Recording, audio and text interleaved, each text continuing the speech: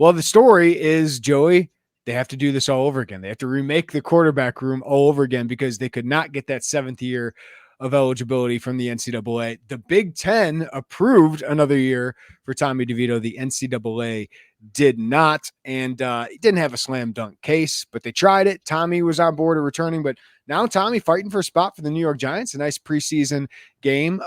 But it's winking at cameras exactly like we thought Tommy DeVito would. That's right. Oh man, I miss that. I miss that swagger.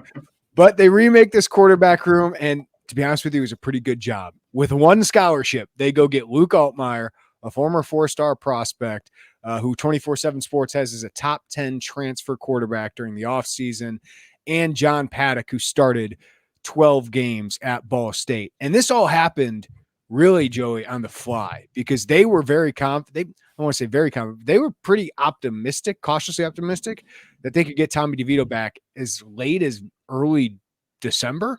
And then it fell apart. So they had a deep dive into the transfer portal. Hudson Card was near the top of their list. Luke Altmyer, they get one of their top 2 targets. Altmyer had some other good options as well.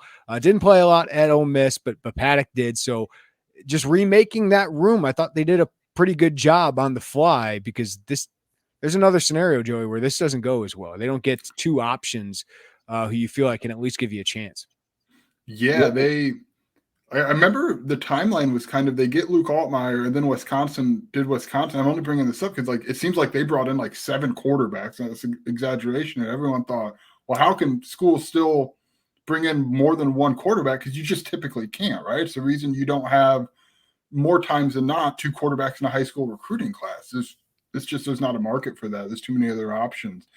And I mean, it's a fair question. And Illinois threaded the needle by going to get John Paddock. Does it help that he's an Illinois legacy? Probably. But Ball State, I'm sure. I mean, I haven't talked to anyone at Ball State, but wouldn't you think you'd welcome back your 13-game starter if that was the case? So certainly he could have returned to be a max starter. And that's a pretty good position to be in. So they really did a nice job of, on the fly, like you said, reworking this, threading the needle. And this is the most significant quarterback room turnover that I feel pretty comfortable saying in Brett Bielema's tenure. Because year 1, you had Brandon Peters come back. Yes, you moved Isaiah Williams and added Art Sikowski, moved Drew Spann to wide receiver. We still had a returning starter.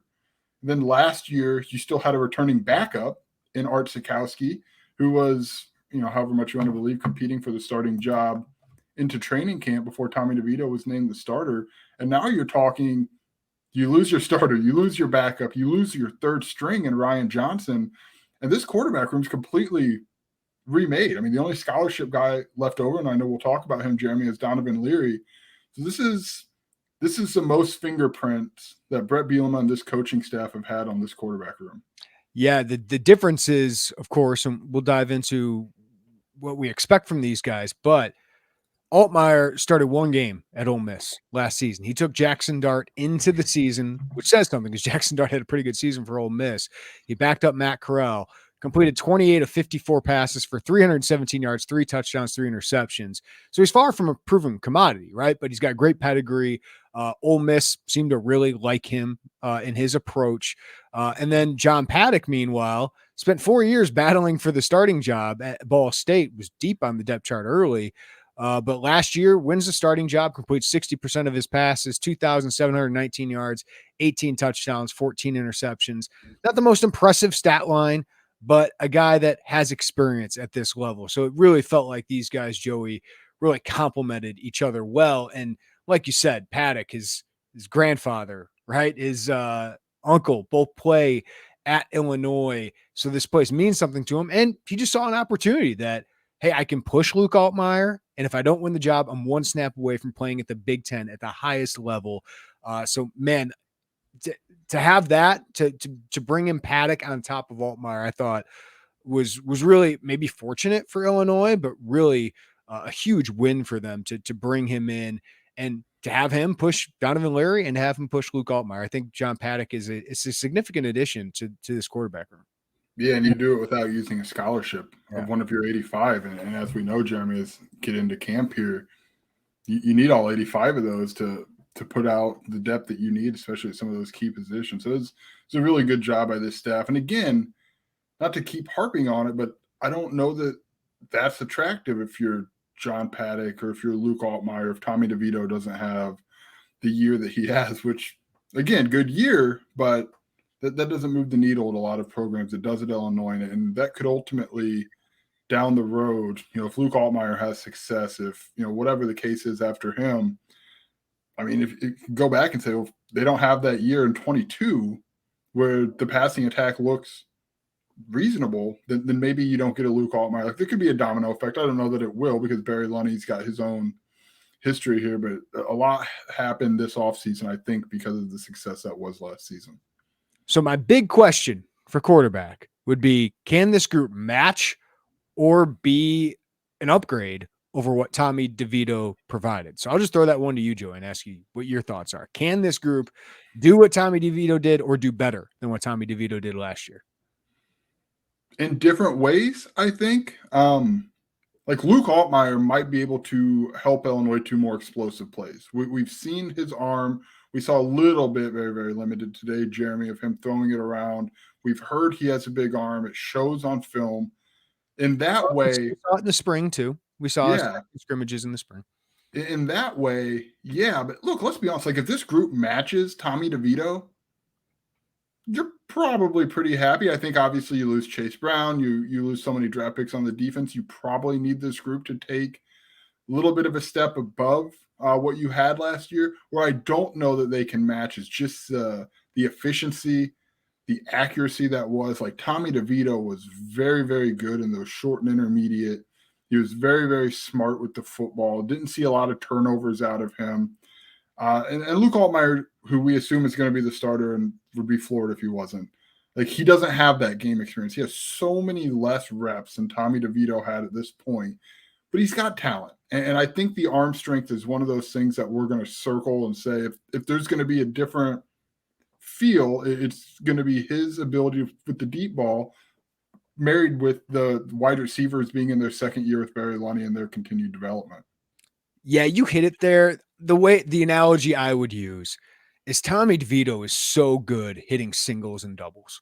He is so good at that. I mean, his completion percentage on these short passes was fantastic. And Illinois had to kind of live there because I don't know. Well, Tommy wasn't great on deep balls, but he also just did not have the personnel to be great there. So I do think Luke Altmyer throws a better, more accurate deep ball. I think Luke Altmyer is a better athlete and probably going to be a better runner. It's an element that Illinois kind of lacked, especially late in the season after Tommy DeVito suffered an ankle injury that really, I think, hurt them in the red zone towards the end of the season. But Tommy was mobile, but Luke Altmyer is a better athlete.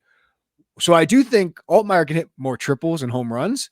My question is, does he make as much contact singles and doubles? Is he accurate on those, screen passes and slant passes? I think he's got it in him. It's not as proven. The other thing is, can he avoid turnovers? Can he avoid the big mistakes? I think you're going to have a few more big mistakes. At the end of the day, can those big shots, those home runs, those plays with his feet, can they make up for the mistakes that probably are going to happen with growing pains? And the other thing is, are the players around him better enough? Does Pat Bryant take his game to another level? Is Malik Elzy and Alex Kapka-Jones better? Does Tip Ryman make better adjustments on the ball midair to where he gets that first down that Tommy DeVito threw well to him, but he just dropped?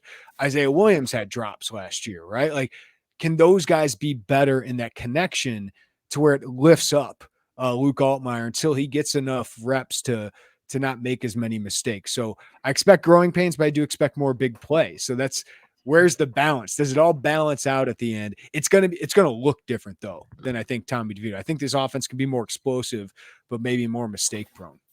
Yeah, I agree with that. And I do wonder the role of the running backs. I know we're going to get to this, Jeremy, but you need those guys to keep defenses honest and to be able, and we've seen Josh McCray have those runs. We've seen Reggie Love have flashes, but like those two things have to work in tandem as well. And look, let's be honest, it probably skewed a little bit at times last year to like 55 Chase Brown, 45 passing attack, right?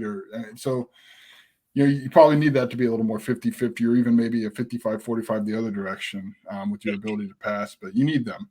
And it could be as easy as, does Luke Altmyer's legs make the difference in the red zone compared to what Yeah. they were last year? Like, he might not be as good as Tommy DeVito, but if his legs help you in that red zone where he struggled so much, or he's just got better pass catchers in the red zone, which I think Elzy, Bryant, Kapka Jones, Tip Ryman, all could really help there.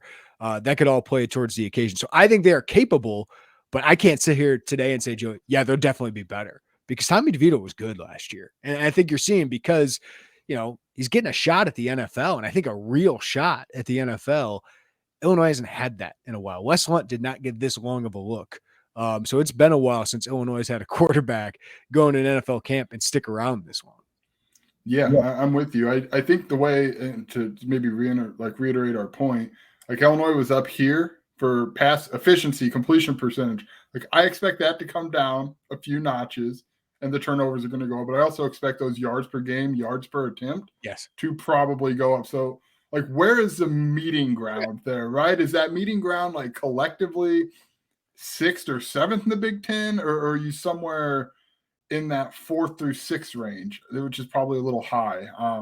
But like those two things, that's what I'm fascinated is where that balances out. Yeah. Does it look more like, I don't know, does it look more like Nebraska's quarterbacks recently, or Talia Tagovailoa early in his career, where it's explosive but inconsistent? You know what I mean? Like, DeVito felt more Sean Clifford-like, right? Where it was like, know what you're going to get. It's going to be solid. You're going to have a really good chance. Is there enough accuracy down the field to be a big play threat? Maybe that's kind of the comparison there. I don't think Graham Mertz would be the comparison there, but yeah. Florida starter, Graham Mertz. That's right. That's right. All right, breaking down the depth chart. QB1, Joey, go. Luke Altmeyer. Yeah. The only reason I held up with my brain was on Tommy DeVito. I was going to name Tommy a 7th-year starter here. What? Breaking news. It's August 15th as we record this. Happy birthday, Debbie Werner, my mother, by the way. Yeah, I would be. When do you think this happens? So Brett Bielema told us 2 weeks is kind of like when he likes to have his guys know. That would bring Saturday. I don't know if we're going to have a chance to talk to Brett Bielema on Saturday. They have a scrimmage on Friday. It is also just as likely this is a social media post at some point. QB1. Here's the thing. I think everybody in the building knows. Like, if you listen to what these guys say, like actually listen. Yes, the coaches do someone says, what are you seeing out of Luke in this regard? Well, all of my quarterbacks. Yeah. That's great. I get it. It's to stay on in character. I guess that whole time is impressive. But if you listen to the guys, Isaiah Williams. Listen, man, they rave about Luke Altmeyer. So I would expect sometime, today's the 15th. I don't see a scenario this gets past like the 21st. Do you? 21st, 22nd? I would say within the next week. Whether that's Saturday 2 weeks out or it's next Wednesday when they turn to Toledo. Everyone in that building already knows probably who it is. But just to make it official so they know where they're going, like they should know the starters of the game by next Wednesday, I would imagine, like where they're going to be at safety, where they're going to do at all these other positions. They should probably know, barring injury for all those positions, like they should know who their right guard is going into next week, right? So I think quarterback will be the exact same. And I agree. Whether it's Bielema telling us at a press conference next Wednesday or them announcing on social media, I totally expect it to be Luke Altmeyer. He's gotten every time he's the first guy up in drills. In the spring, we got to see more. There were more scrimmages, got almost all of the first team reps. Don Valeri got some first team reps too, but you don't do that unless he's going to be the starter. And I do think they've had John Paddock push him. I don't think Luke Altmeyer's been clean the entire time. I don't think any of these guys have, but you brought him in to be the starter. He came here to be the starter. He is the most talented, dynamic player. And we forgot to mention this. He's the long-term guy. He's 3 years of eligibility. That's what makes this different. Like, Brandon Peters, we did not expect to be here 3 years due to the pandemic, but they keep doing this transfer portal carousel. And hey, I have no problem with it because you get more talent that way at a place like Illinois. But to have a guy potentially here for 3 years, like he's your guy. You move forward with him. And you have John Paddock there in case something happens to Luke Altmeyer, whether it be poor performance or an injury. Yeah, I do want to say that. I think the latest this quarterback conversation goes would be the 28th, which would be the Monday Brett Bielema does his pre-Toledo. Yeah. Dude, I hope it doesn't.